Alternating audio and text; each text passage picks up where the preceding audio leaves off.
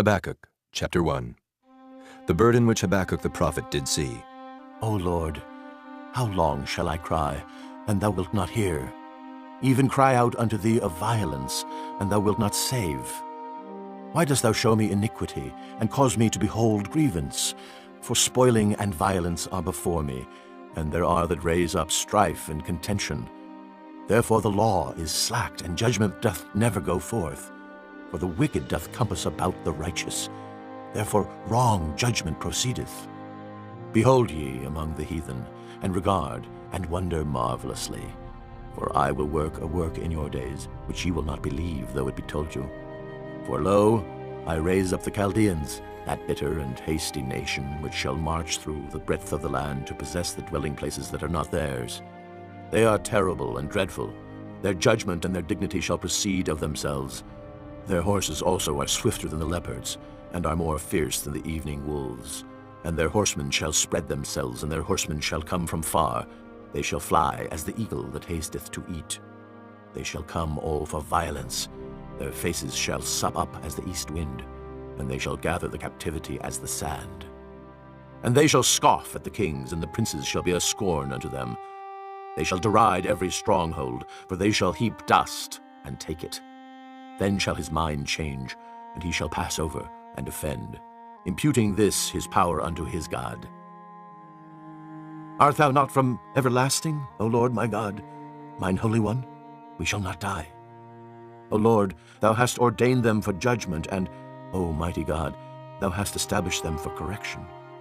Thou art of purer eyes than to behold evil, and canst not look on iniquity. Wherefore lookest thou upon them that deal treacherously, and holdest thy tongue, when the wicked devoureth the man that is more righteous than he? And makest men as the fishes of the sea, as the creeping things that have no ruler over them. They take up all of them with the angle. They catch them in their net, and gather them in their drag. Therefore they rejoice and are glad. Therefore they sacrifice unto their net, and burn incense unto their drag, because by them their portion is fat, and their meat plenteous. Shall they therefore empty their net, and not spare continually to slay the nations? Chapter 2. I will stand upon my watch, and set me upon the tower, and will watch to see what he will say unto me, and what I shall answer when I am reproved. And the Lord answered me, and said, Write the vision, and make it plain upon tables, that he may run that readeth it. For the vision is yet for an appointed time, but at the end it shall speak, and not lie. Though it tarry, wait for it, because it will surely come, it will not tarry. Behold, his soul which is lifted up is not upright in him, but the just shall live by his faith. Yea, also because he transgresseth by wine, he is a proud man, neither keepeth at home, who enlargeth his desire as hell, and is as death, and cannot be satisfied, but gathereth unto him all nations, and heapeth unto him all people. Shall not all these take up a parable against him, and a taunting proverb against him, and say, Woe to him that increaseth that which is not his! How long? And to him that ladeth himself with thick clay. Shall they not rise up suddenly that shall bite thee, and awake that shall vex thee, and thou shalt be for booties unto them? Because thou hast spoiled many nations, all the remnant of the people shall spoil thee, because of men's blood, and for the violence of the land, of the city, and of all that dwell therein. Woe to him that coveteth an evil covetousness to his house, that he may set his nest on high, that he may be delivered from the power of evil. Thou hast consulted shame to thy house by cutting off many people, and hast sinned against thy soul. For the stone shall cry out of the wall, and the beam out of the timber shall answer it. Woe to him that buildeth a town with blood, and establisheth a city by iniquity. Behold, is it not of the Lord of hosts? The people shall labor in the very fire, and the people shall weary themselves for very vanity. For the earth shall be filled with the knowledge of the glory of the Lord, as the waters cover the sea. Woe unto him that giveth his neighbor drink, that puttest thy bottle to him, and makest him drunken also, that thou mayest look on their nakedness. Thou art filled with shame for glory. Drink thou also, and let thy foreskin be uncovered. The cup of the Lord's right hand shall be turned unto thee, and shameful spewing shall be on thy glory.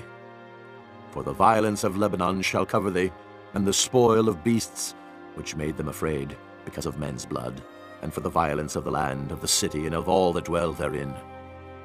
What profiteth the graven image that the maker thereof hath graven it? The molten image, and a teacher of lies, that the maker of his work trusteth therein to make dumb idols? Woe unto him that saith to the wood, Awake! To the dumb stone, Arise, it shall teach. Behold, it is laid over with gold and silver, and there is no breath at all in the midst of it. But the Lord is in his holy temple. Let all the earth keep silence before him.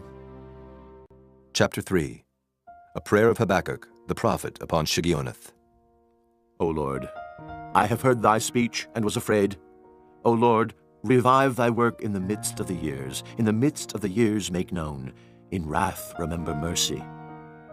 God came from Teman, and the Holy One from Mount Paran, Selah. His glory covered the heavens, and the earth was full of his praise. And his brightness was as the light.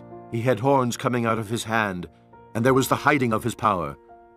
Before him went the pestilence, and burning coals went forth at his feet. He stood and measured the earth. He beheld and drove asunder the nations, and the everlasting mountains were scattered. The perpetual hills did bow. His ways are everlasting.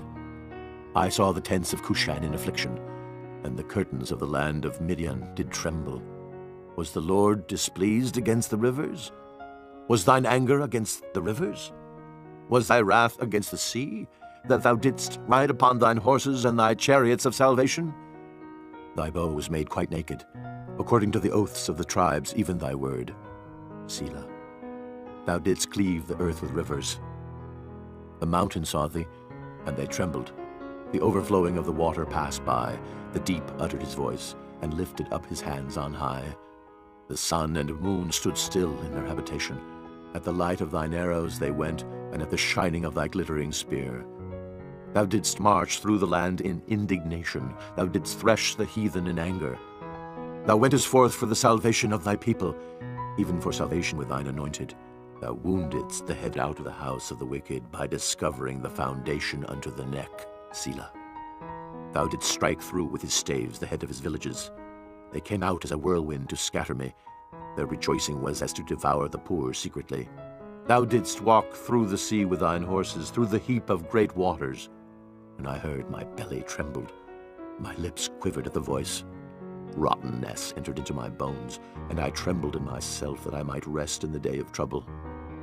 When he cometh up unto the people, he will invade them with his troops. Although the fig tree shall not blossom, neither shall fruit be in the vines, the labor of the olive shall fail, and the field shall yield no meat. The flock shall be cut off from the fold, and there shall be no herd in the stalls. Yet I will rejoice in the Lord.